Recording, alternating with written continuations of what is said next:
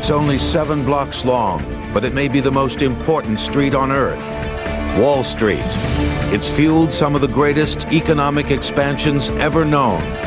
It's plunged millions into poverty and ruin. Now the thrill, the terror, the technique, and the technology of the stock exchange on Modern Marvels.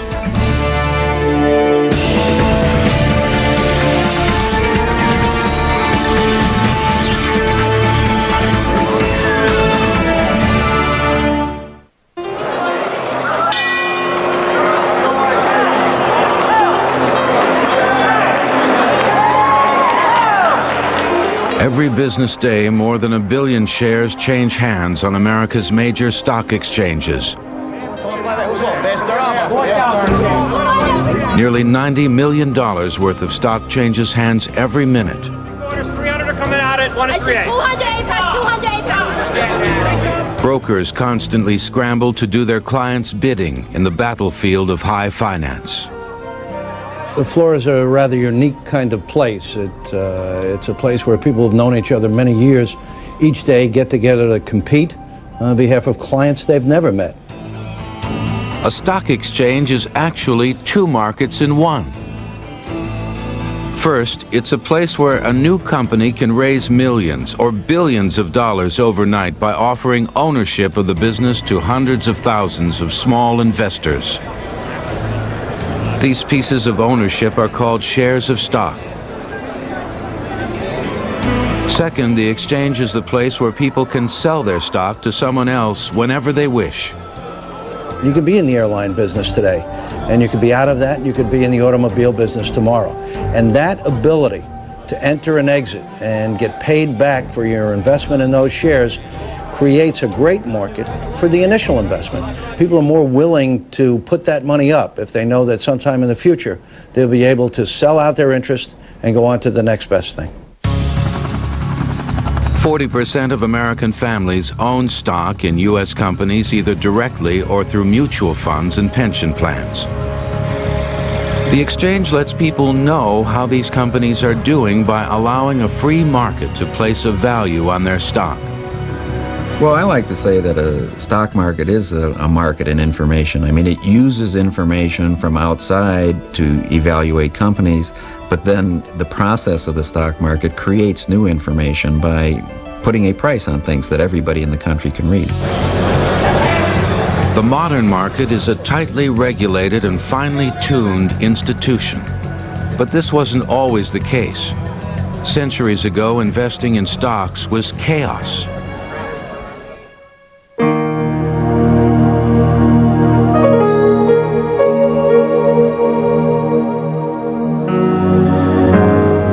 Of investment trace back to ancient Greece. Ship captains offered part of their profits to those who'd share the risk of financing a trading voyage. These were all or nothing gambles. A ship might return with riches or might never return at all. The Romans sold stock as well for huge construction projects that were beyond the means of a single businessman. Stockholders made tidy profits by investing in companies that built roads and aqueducts for the government. Investing took a big step in the 1600s in Holland, home of the Dutch East India Company. Like the Greek seafarers before them, the Dutch needed capital for international trade. But this investment was different. People bought a stake in the company, not in a single voyage. This led to wild speculation because investors could sell their shares to one another over time. The price could rise or fall on the vaguest of rumors, spreading panic in the world's first stock exchange. The people who lost the money were the nobles, the merchants, a class of people who, in effect, were the money people of the time who can afford to speculate. It didn't affect the economy. There was no problem there. And as far as the average person is concerned, when the crash came, he might have said to himself, it's a good thing it happened. These people deserve what I got. They're a bunch of gamblers. The reputation of stockbrokers sunk even lower during the 1700s. In Paris, an escaped murderer sold stock. John Law swindled the public with worthless shares in fictitious gold mines. In London, brokers lured investors with stories of a secret device that could turn chickens into sheep. The value of these stocks would skyrocket until reason took hold. Nothing's being done, but the shares are becoming more and more valuable as time goes on. Eventually, one person says, how can these shares possibly be worth £5,000? It's ridiculous. And he starts selling. And then another person sells, and it goes to £4,000. And now a panic sets in, and the whole thing falls apart. Despite the unscrupulous brokers, stocks helped make Europe the colonial and economic powerhouse of the world. They would soon do the same for America.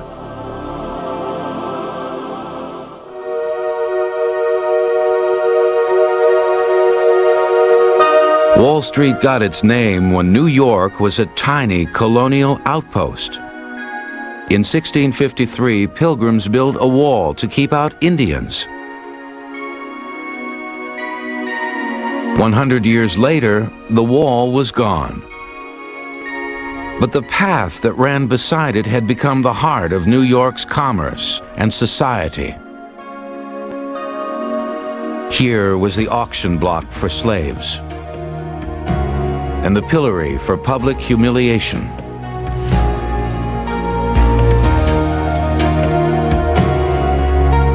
George Washington was sworn in as the first U.S. president on Wall Street in 1789. Wall Street was also where merchants gathered beneath a buttonwood tree to auction off stock in banks and mines, making a commission on every sale.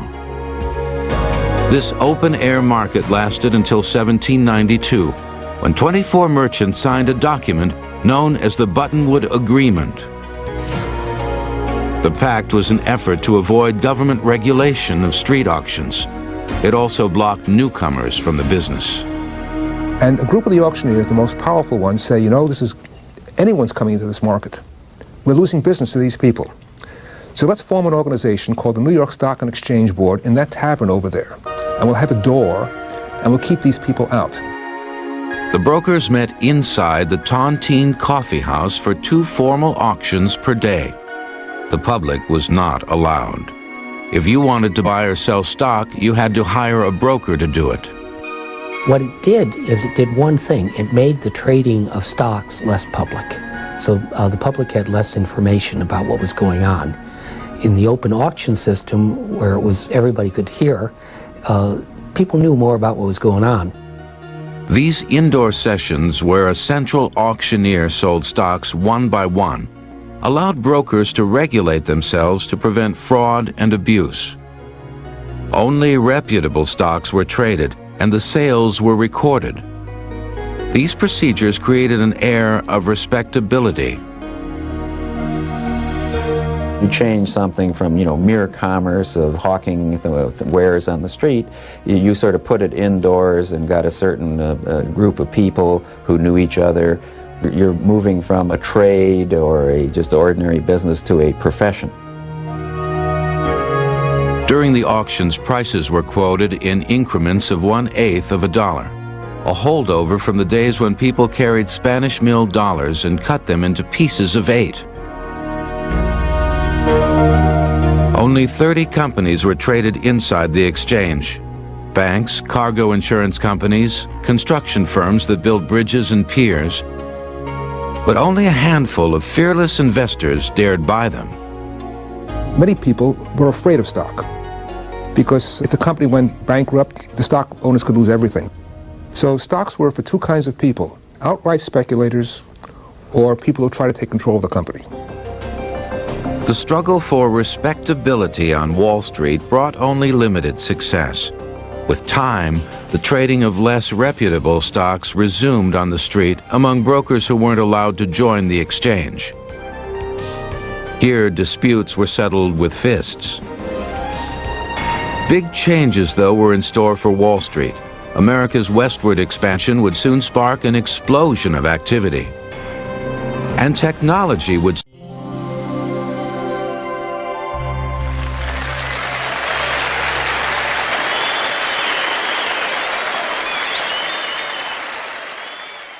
speed up the pace of business beyond anyone's wildest dream. In 1789, the first government bonds were traded on Wall Street, $80 million worth, to pay for the recent war against England. The stock exchange will continue in a moment on Modern Marvels. We now return to the stock exchange on Modern Marvels. Several legends describe how the terms bull and bear found their way to Wall Street. The most dramatic tale involves a style of bullfight in the old Wild West. A 1,000-pound grizzly would be chained to a stake in a bullfight arena. Then a bull would charge. The bull could win the contest by thrusting upward with its horns. The bear could survive by wrestling the bull down, breaking its neck. On Wall Street, bulls were brokers who expected stock prices to rise. Bears were traders who anticipated drops in the market. And many bears used the declines to outwit other investors. In those days, if you were on Wall Street, you had a dark side. Wall Street was no place for amateurs. There was no federal government on Wall Street. The state government didn't have much to do. The rules are very few and far between. In other words, it was a jungle. The bulls included colorful figures like Hetty Green, whose severe appearance and miserly character earned her the nickname the Witch of Wall Street. Green became the world's richest woman by investing in railroads.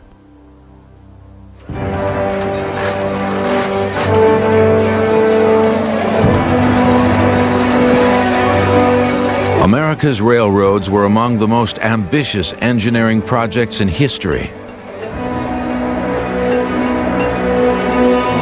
Railroad stocks fueled the frenzy on Wall Street. Up until the railroads, corporations were little mom-and-pop shops. They didn't need a lot of capital. But when you're building a big railroad, you need to assemble a lot of money. And at that point, the stock market became very important. With shrewd rail investments, Hetty Green amassed a fortune of $100 million, the equivalent of nearly $2 billion today. Her advice to others was simple. There is no great secret to fortune making. All you have to do is buy cheap and sell dear. Act with thrift and shrewdness, and be persistent. Hetty Green. To accommodate the railroad boom, the New York Stock Exchange moved several times in search of larger quarters, settling in 1865 in a building near the corner of Wall and Broad. To create a pleasant atmosphere, the building's ventilation system wafted perfumed air across the crowded trading floor.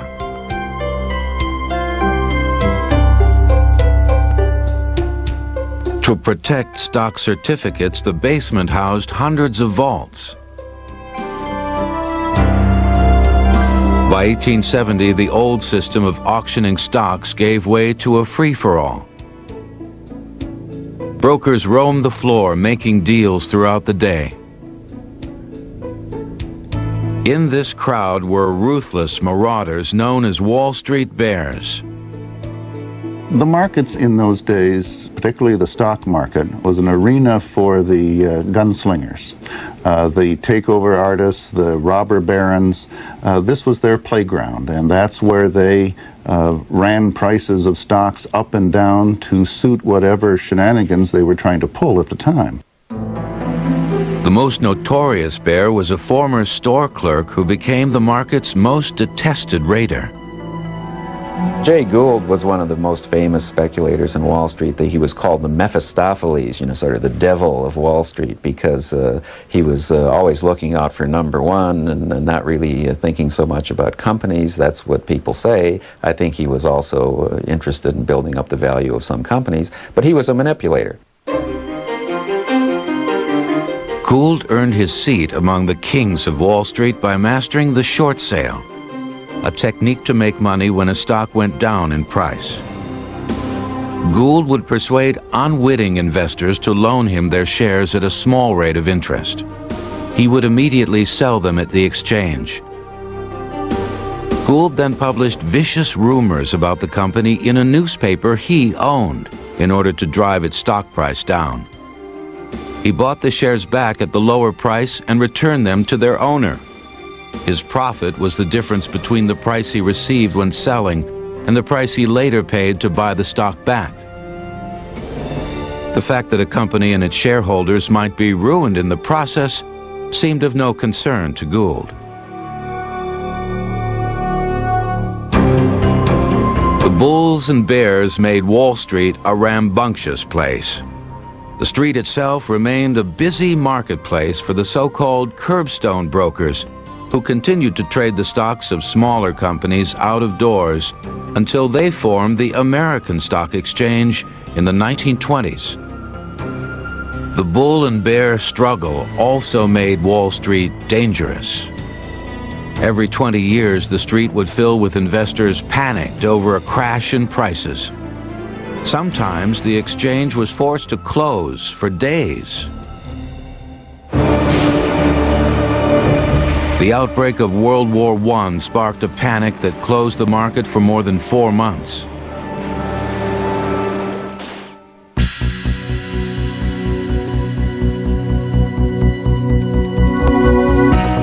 In 1832, a simple device revolutionized the stock exchange. The telegraph allowed news from distant cities to flash across the United States. In the world of finance where information is power, the telegraph was a godsend. The telegraph's inventor, Samuel Morse, opened a demonstration office near the stock exchange, charging brokers 25 cents to see his invention. Soon after, Wall Street was a tangle of telegraph wires. The telegraph turned New York into America's financial capital by eliminating the need for regional markets in other cities. The telegraph makes it possible for New York to become a central marketplace. At one time, we had dozens of stock exchanges all over the country. There was a stock exchange in Albany, there was a stock exchange in Buffalo. But once the telegraph goes to Albany and Buffalo from New York, they disappear. The stock ticker was the next innovation. Created in 1867, the ticker printed telegraph signals onto a narrow paper tape. The ticker brought up-to-the-minute prices to brokers throughout the nation. For the first time, people outside the exchange could tell what was going on. July 8th, 1889, another milestone. Issue number 1 of the Wall Street Journal, the price 2 cents. Charles Dow and Edward Jones raised the standard of financial journalism with their new publication. The most popular feature was the daily index of 12 stocks, known as the Dow Jones Industrial Average. By analyzing the performance of key companies such as American Sugar, U.S. Rubber, and General Electric, the Dow became a stock market barometer. It made sense out of what was perceived as chaos. In the daily jumble of up an eighth and down a quarter, it was hard to tell whether stock prices generally were moving up or down. With the industrial average, you could keep your eye on the long-term trends and not be confused by the short-term static. The ticker, the telegraph, and the Wall Street Journal were powerful tools that opened the world of stocks to the general public.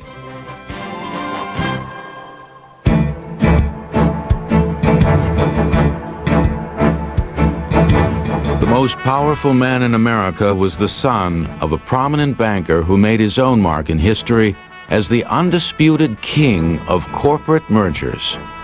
His name, J.P. Morgan. Morgan combined hundreds of independent railroads and factories into coast-to-coast monopolies.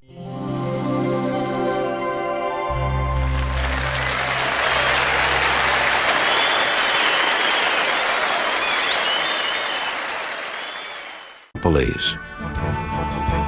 Morgan's greatest achievement came in 1901, when 9 companies joined forces to become U.S. Steel. It was the world's first billion-dollar corporation, with stocks so valuable it boosted the Dow Jones average by 500%. J.P. Morgan was a stern, autocratic man who never gambled and based his decisions on business fundamentals. To protect his customers, Morgan insisted on a role in managing every company he created.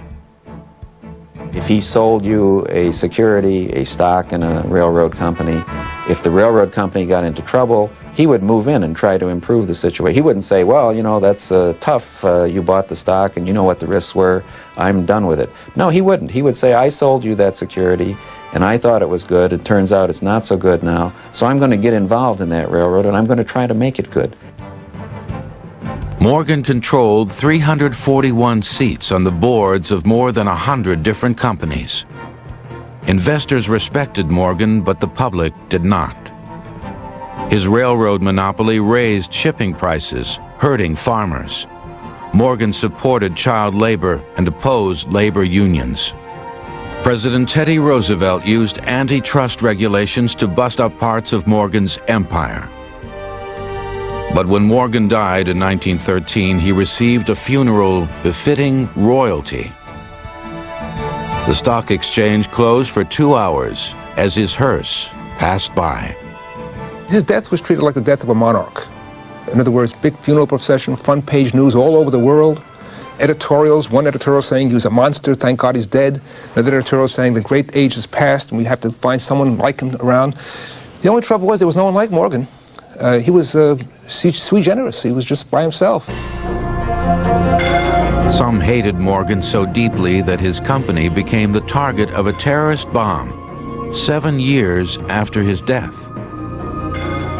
On September 20th, 1920, a wagon loaded with explosives killed 30 people and injured 100. The entrances to the Morgan Company and the New York Stock Exchange across the street were littered with bodies. The crime was never solved. Wall Street quickly recovered from the 1920 blast, but more shocks were ahead. The biggest boom market in history was coming. So was the biggest crash. In the early days of Wall Street, merchants kept an actual inventory of securities on hand, which they sold over the counter like any other product. The stock exchange will continue in a moment on Modern Marvels. We now return to the stock exchange on Modern Marvels.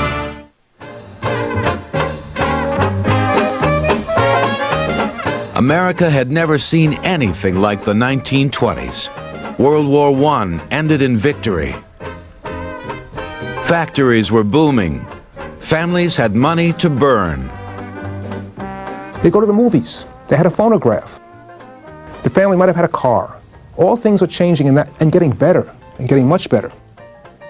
By 1920, the New York Stock Exchange, a private institution, looked more impressive than many government agencies. The exchange had torn down its building at the turn of the century to construct a larger one that projected an image of strength. The new trading floor was enormous.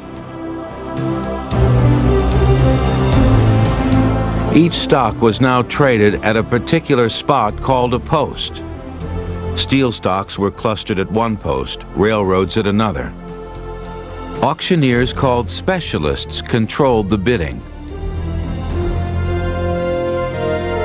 When a sale was made, clerks would rush details of the transaction by pneumatic tube to the ticker tape room, where typists would relay the news to the world. In the 1920s, the exchange was a place of glamour and wonder. I started on the floor of the New York Stock Exchange as a page in 1926, having just graduated from prep school, and I was 16 years old at that time. It was a very exuberant period. I thought it was kind of lively and a lot of fun. Stocks were becoming a national pastime. Americans bought millions of radios and shares in the company that made them. As cars became popular, so did auto stocks. The demand for stocks pushed prices through the roof. Between 1924 and 1929, the Dow Jones Industrial Average shot up more than 300%. You had a lot of people in the market that knew nothing about the market except they were going to make some quick money. And the thing was obviously overblown. Unscrupulous brokers made things worse by pressuring investors into buying questionable stocks. There was a lot of opportunity for people to believe in what they were being told, and there were a lot of people there willing to take advantage of telling them that this company or that stock or something was going to just really go gangbusters. Even more dangerous, many investors bought stock on credit, known in the trade as buying on margin. You could buy stock if you were a good customer for 10% margin. So if you wanted to buy a share of $100 stock, you could put up $10, and the stock itself became collateral for a loan for the other $90. The widespread use of credit and the tremendous rise in stock prices made some investors wonder how long the good times could last. In 1928, stockbroker Charles Merrill of the firm Merrill Lynch sent a bluntly worded warning to clients. Now is a good time to get out of debt. We do not urge that you sell securities indiscriminately, but we do advise, in no uncertain terms, that you take advantage of present high prices and put your own financial house in order. Charles E. Merrill.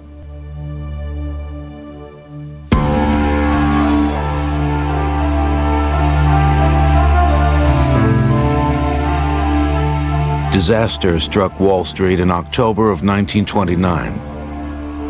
Consumer spending on big-ticket items hit a slump, causing several key stocks to decline. The drop sparked a rash of margin calls, where brokers demanded that investors put more cash into their stock market accounts. This was the risk of buying stock on credit. When a stock shrinks in price, it's no longer valuable enough to be collateral for the loan. Investors must put up cash or margin to even the scales. If they don't, their account will be liquidated. October 24th, 1929. Thousands of investors failed to come up with the necessary cash by the time their brokers entered the exchange. When the opening bell rang at 10 a.m., the liquidation sale began. Well, it started off, as I recall, like a busy day, and pretty soon it got worse and worse. Suddenly, it appeared that everyone wanted to sell and no one wanted to buy, and there was a sense of frenzy. The credit binge that had built up the market was suddenly eating through it like a virus. The imbalance between sellers and buyers pushed all stock prices lower, forcing margin calls on other investors and more liquidation. So many shares were sold so quickly that the ticker was running 4 hours late. Thousands of investors flooded the financial district, desperate for news. And suddenly, there was hope. Richard Whitney, vice president of the exchange, met with the nation's top bankers and marched onto the trading floor. And he walks up to U.S. Steel and says, "What's steel at?" And it says 200. "I'll buy 10,000 shares of steel at 200. And a roar goes up. The big guys are coming in. They're saving us. Whitney bought $20 million worth of stock in a matter of minutes. It was a powerful symbol. Recovery, resistance, hope. Don't forget, these people are seeing the whole place fall to pieces. And here's a guy who steps up and starts showing courage. It turned out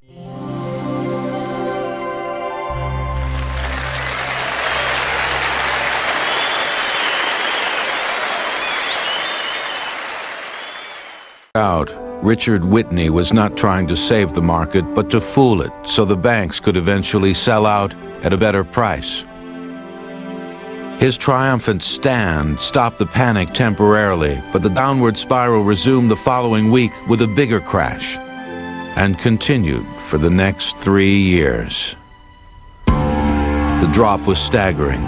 General Electric went from more than $1,600 per share to $154.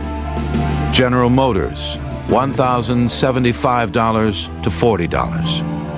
The Dow Jones Industrial Average fell 89%. $72 billion in investments wiped out.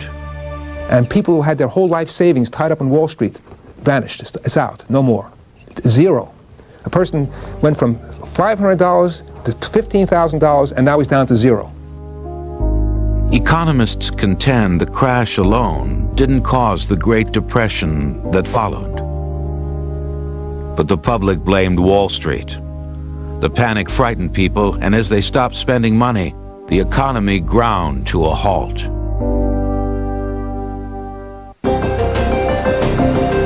The crash revealed major flaws in America's unregulated market price for stocks. Now, with the nation in ruins, the federal government was about to impose radical changes in the way the exchange did business. The stock market crash sparked the Depression, but the causes were much broader. They included distressed key industries, an end to the building boom, and bad loans leading to massive bank failures. The stock exchange will continue in a moment on Modern Marvels. We now return to the stock exchange on Modern Marvels. This great nation will endure. Franklin Roosevelt was elected president in 1932 as a reformer. In his very first speech in office, he took aim at the stock market. There must be a strict supervision of all banking and credits and investments. There must be an end to speculation with other people's money.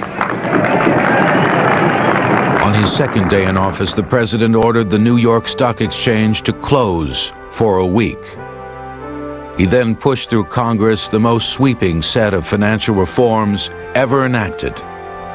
Banks could no longer gamble on stocks. Brokers must act responsibly, treating their customers' money as if it were their own. And corporations that offered stock to the public must file annual financial reports with the government. The amount of information people had went up a great deal, and I think eventually that got institutions and individual investors saying, well, we want to buy stocks now because the deck isn't stacked against us. You know, we really have a lot better information than we used to. And so now Wall Street isn't the den of thieves that we used to think it was. It's more of an honest place. This bill is passed. Richard Whitney, now president of the exchange, spoke against the new regulations, saying the market could police itself. But nothing could stop the president's push for government oversight. Roosevelt created the Securities and Exchange Commission, the SEC, to enforce the new rules. Its first chairman was Joseph Kennedy. The SEC would indict more than 300 people in an effort to clean up Wall Street, although the agency found it virtually impossible to win convictions. The only major figure to go to jail was Richard Whitney himself, convicted of embezzlement. The man who led the market through its deepest crisis spent 3 years in Sing Sing before being released.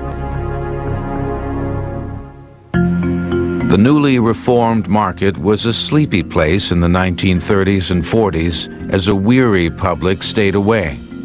Thousands of Wall Street workers lost faith in the paper chase and quit. You really didn't believe in paper anymore. You wanted to go out and earn your living doing something a lot more concrete. During World War II, the federal government, not the stock market, generated most of the money needed to reinvigorate American industry. The market generated less than 20%. The war did bring a historic milestone to Wall Street. Women who had worked in the back rooms now appeared on the stock exchange floor, ending a male-only tradition that had lasted 150 years. With victory came the market's most unique wartime contribution, the mountain of ticker tape confetti that welcomed America's troops home.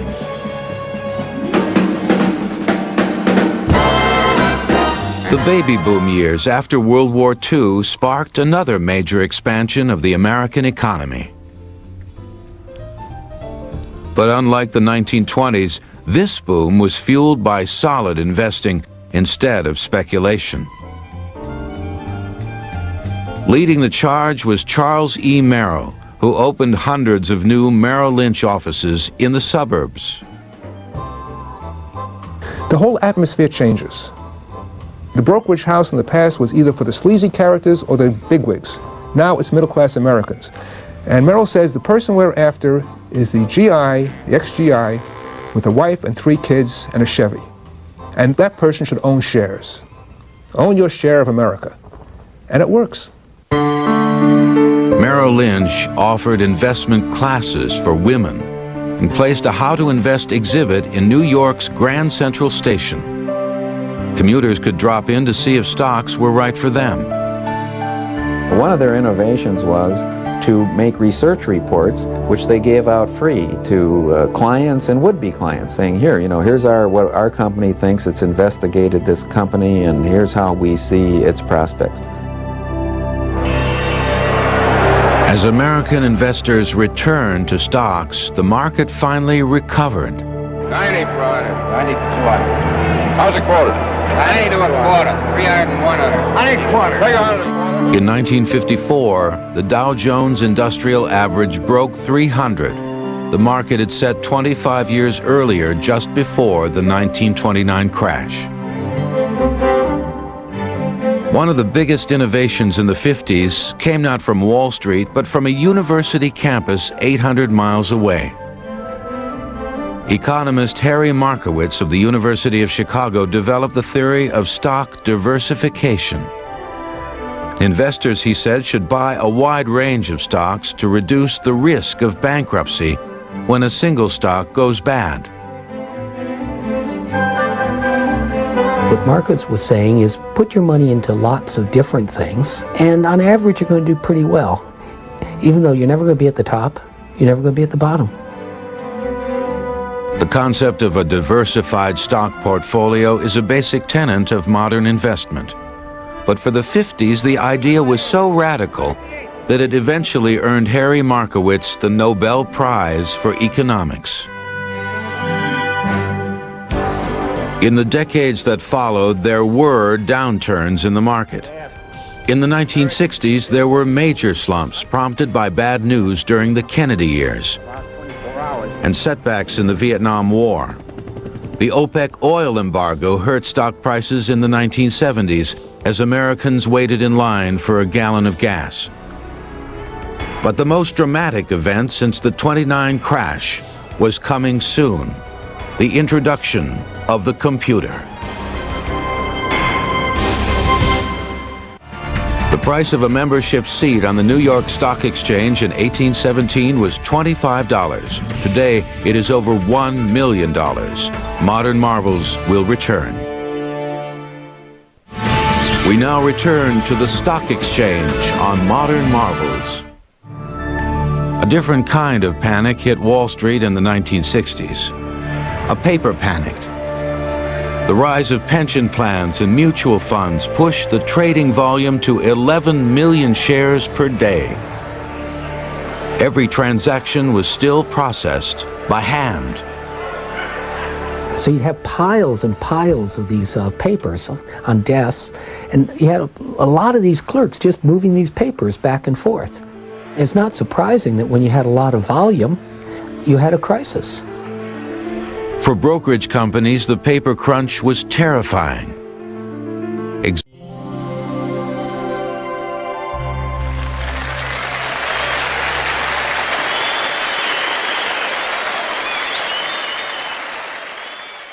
exhausted clerks were unable to balance the books each night. The New York Stock Exchange had to close on Wednesdays to give clerks a chance to catch up. The clerks would work around the clock, and every once in a while they'd go on a cot and sleep for an hour and come right back again. They wouldn't go home for weeks. At its height in 1968, the paper crunch touched off a devastating cash flow crisis, which forced nearly 100 brokerage companies into bankruptcy. Computers solved the problem with their ability to document stock transactions at the speed of light. Since the 1970s, computers have assisted brokers with every aspect of the securities business.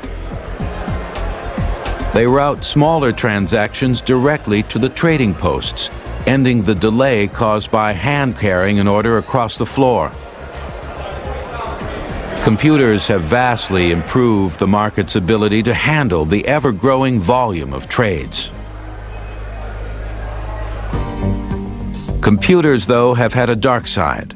They were largely responsible for the biggest single-day drop in stock market history. October 19, 1987, the market began a decline that raced out of control. Lightning-fast computers had been pre-programmed to rapidly sell stocks when prices hit a predetermined level. Just press the button and you sold, which set off something at another computer, and a third computer, and a fourth computer. Now what happened was the volume was tremendous. People couldn't keep up with these things. The Dow Jones average plunged 508 points, a drop of 23%. The plummet taught traders a lesson. The New York Stock Exchange has installed circuit breaker programs that restrict trading when the Dow fluctuates too rapidly to prevent runaway disasters in the future.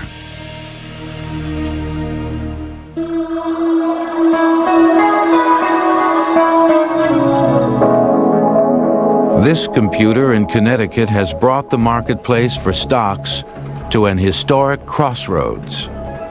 This is NASDAQ, built in 1971 by the National Association of Securities Dealers. The NASDAQ system is a quick and inexpensive way to trade without the need for face-to-face encounters. NASDAQ links hundreds of brokerage houses worldwide. What we're doing is we're replacing the people on the floor congregating in a group, okay, to various people in different houses on the street at their desks, bidding and offering in this box. And everyone has access to what is going on at the same time. The NASDAQ interactive screen displays 2 columns for every stock. A list of brokers trying to buy shares for their clients along with the price they're willing to pay, and brokers trying to sell stock and the price they're willing to accept.